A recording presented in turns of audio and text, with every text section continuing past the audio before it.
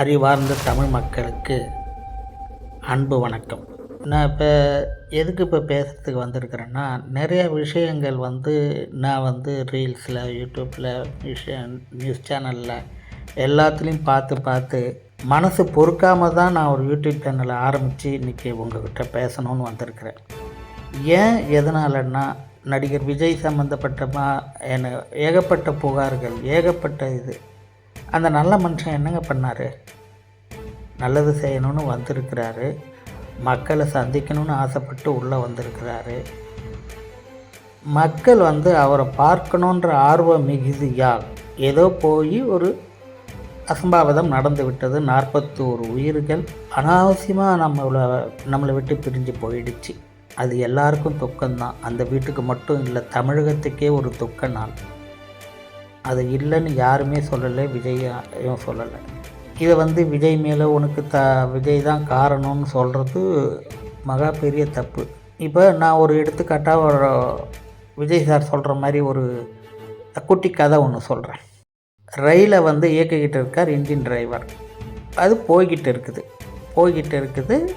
திடீர்னு நடராத்திரியில் ஒரு இடத்துல நடுவில் ஒரு 2 பெட்டியில் மட்டும் பாம்பு இடிக்குது. வண்டி நின்றுடுது. இதுக்கு யாருங்க எடுக்க முடியும் பொறுப்பு? அந்த ரயில் பெட்டிக்குள்ளே இருந்த மக்களா, இன்ஜின் டிரைவரா, இல்லை கடைசி பெட்டியில் இருக்கிறார கார்டு, அவர் பொறுப்பு ஏற்றுக்க முடியுமா? இல்லை அரசு ஏற்றுக்க முடியுமா? அரசு ஏற்றுக்கணும். எப்படி ஏற்றுக்கணும்? அந்த ரயில் பெட்டியை பரிசோதனை செய்திருக்க வேண்டும். ஒரு ரயில் புறப்படுகிறது என்றால், ஒரு அச்சுறுத்தல் இருக்குது என்றால், அந்த ட்ரெயின் புறப்படுவதற்கு முன்னால் அதை முழுமையாக பரிசோதித்து ரயிலை இயக்க டிரைவருக்கு சொல்லியிருக்க வேண்டும். விட்டுட்டாங்க. பொதுவாக இந்த மாதிரி விஷயங்களுக்கு காவல்துறை பாதுகாப்பு எப்படி கொடுப்பாங்கன்னா, இப்போ 3 மணிலேருந்து 10 மணி வரலும் அவருக்கு டைமிங் கொடுத்துருக்குறாங்க.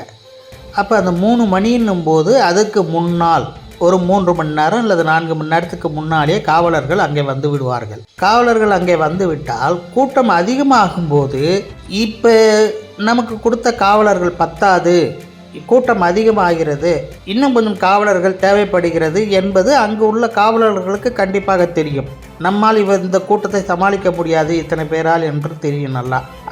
அவங்க என்ன பண்ணுவாங்கன்னா, உயர் அதிகாரிகளுக்கு இன்னும் கொஞ்சம் ஆட்கள் தேவை, காவலர்கள் தேவை அப்படின்னு சொல்லிட்டு அவங்கள கொஞ்சம் எக்ஸ்ட்ரா இறக்குவாங்க.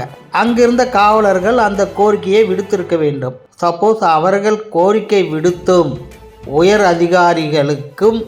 அதிகாரிகள் வேண்டாம், இவருக்கு இது போதும், இந்த பாதுகாப்பு போதும் என்று கருதி அவர்கள் போதும் என்று ஒதுக்கியிருக்கலாம்.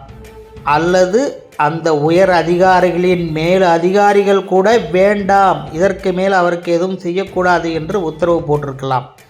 யாருக்கும் உண்மை தெரியாது, ஆண்டவனுக்கு தான் அது தெரியும். ஓகேங்களா? அதனால் அந்த விபத்து அந்த இடத்துல நடந்துடுச்சு. இப்போ நான் விஷயத்துக்கு வரேன்.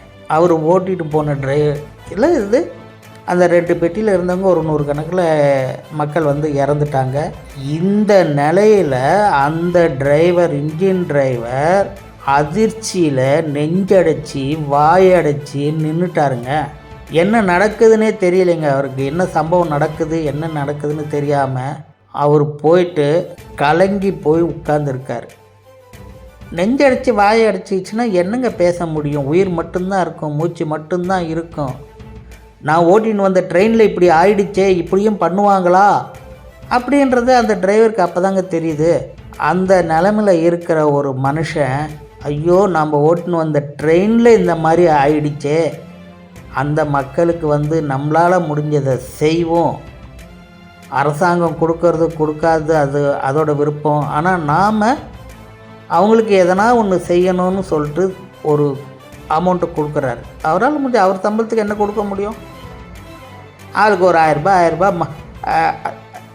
ரூபாய் கொடுத்துட்டு பழம் வாங்கி கொடுக்க முடியும். அவரால் அவ்வளோதான் முடியும்.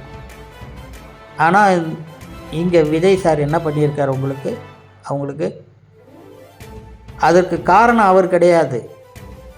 நல்லா புரிஞ்சுக்குங்க. காரணம் இல்லைனாலும் நம்ம வந்ததுனால, நம்ம பார்க்க வந்ததுனால அந்த குடும்பத்துக்கு ஒரு இழப்பு ஆயிடுச்சே அப்படின்னு சொல்லி அவங்க வாழ்நாள் முழுவதும் இந்த மாதிரி எந்த கவர்மெண்ட், எந்த அரசியல்வாதி, எந்த தலைவருங்க கொடுத்துருக்காங்க? யாருக்காவது கொடுத்துருக்காங்களா? இது வரலாம் சொல்லுங்கள்.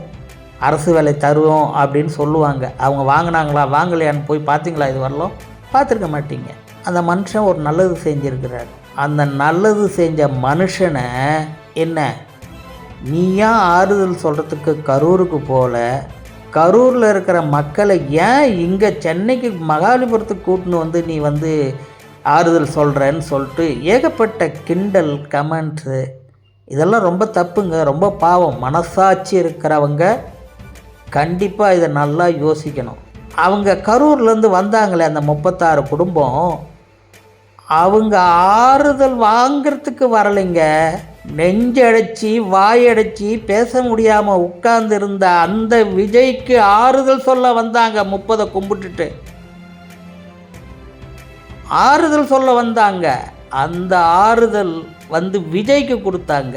பரவாயில்ல தம்பி, போன உயிர் போட்டோம், நீங்கள் நல்லா இருங்க, எங்களோட ஆதரவு உங்களுக்கு தான், நீங்கள் முடங்கி போய் உட்காந்துடாதீங்க, உங்களுக்கு பக்கபலமாக நாங்கள் இருக்கிறோம் அப்படின்னு அவங்க வந்து அவருக்கு ஆறுதல் சொல்லிட்டு போனாங்க.